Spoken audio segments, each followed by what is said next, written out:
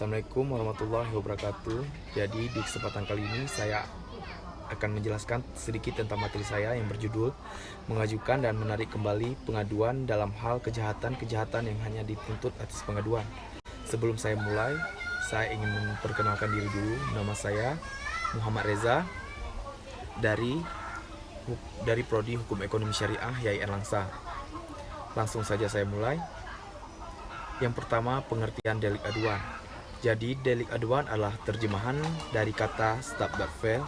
Terjemahan lain untuk Strafbarfall adalah peristiwa pidana, perbuatan pidana, tindak pidana, dan perbuatan yang dapat dihukum dan pelanggaran pidana.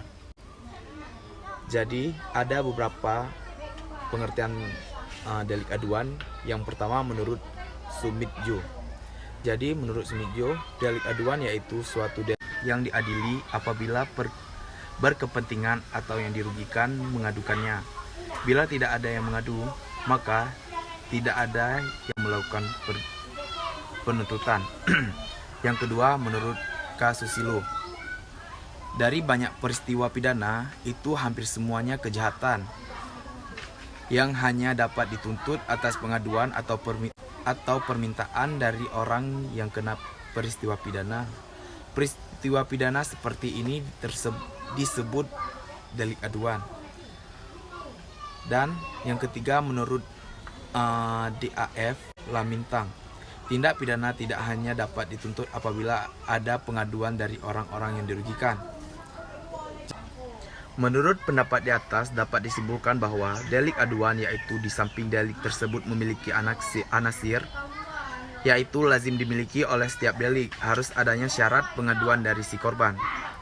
Dalam hal terjadi suatu tindakan pidana sebagaimana diatur dalam pasal 1 butir 24 dan 25 KUHP, dijelaskan bahwa laporan adalah pemberitahuan yang disampaikan oleh seorang karena hak atau kewajiban berdasarkan undang-undang. Suatu tindakan pidana sebagaimana diatur dalam pasal 1 butir 24 dan 25 KUHP, dijelaskan bahwa laporan adalah pemberitahuan yang disampaikan oleh seorang karena hak atau kewajiban berdasarkan undang-undang kepada penjahat yang berwenang tentang telah atau sedang diduga atau terjadi peristiwa pidana. Sedangkan aduan adalah pemberitahuan diserta permintaan oleh pihak yang berkepentingan kepada pejabat yang berwenang untuk menuntut hukum seorang yang telah melakukan tindak pidana aduan. Kemudian, proses pencabutan pengaduan.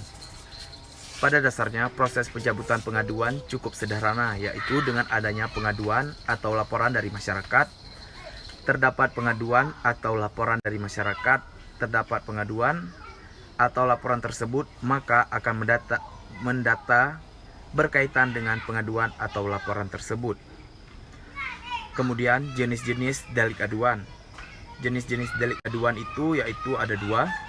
Yang pertama, delik aduan absolut atau mutlak dan delik aduan relatif. Yang pertama, delik aduan absolut atau mutlak. Delik aduan ini adalah beberapa kejahatan-kejahatan tertentu yang untuk menuntutnya pada umumnya dibutuhkan pengaduan. Sifat pengaduan dalam yang pertama, delik aduan absolut atau mutlak. Delik aduan ini adalah beberapa kejahatan-kejahatan tertentu yang untuk penuntutannya pada umumnya dibutuhkan pengaduan. Sifat pengaduan dalam delik aduan absolut ialah bahwa pengaduan tidak boleh dibatasi beberapa orang tertentu, melainkan dengan ditunjukkan pada siapa saja kejahatan bersangkutan. Dalam hal ini, dikatakan bahwa pengaduan ini tidak dapat dipecah belah.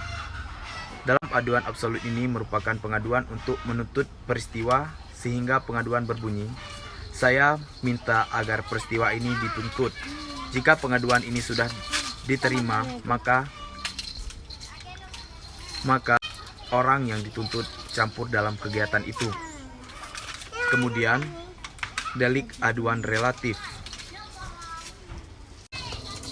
Delik aduan relatif ialah beberapa jenis kejahatan tertentu yang guna penuntutnya pada umumnya tidak dibutuhkan pengaduan, tetapi dalam hal ini hanya ditentukan bahwa Pengaduan itu merupakan syarat apabila di antaranya si pembuat dan si pengadu telah hubungan keluarga atau keluarga sedarah dalam garis lurus.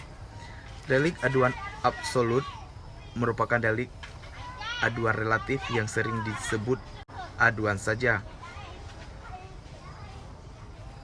Jadi, kesimpulannya yaitu delik aduan adalah suatu delik pada umumnya kejahatan di mana untuk penuntutnya perkara diharuskan adanya pengaduan dari si korban atau pihak yang dirugikan. Sekian penjelasan materi saya, lebih dan kurang saya mohon maaf. Saya akhiri. Assalamualaikum warahmatullahi wabarakatuh.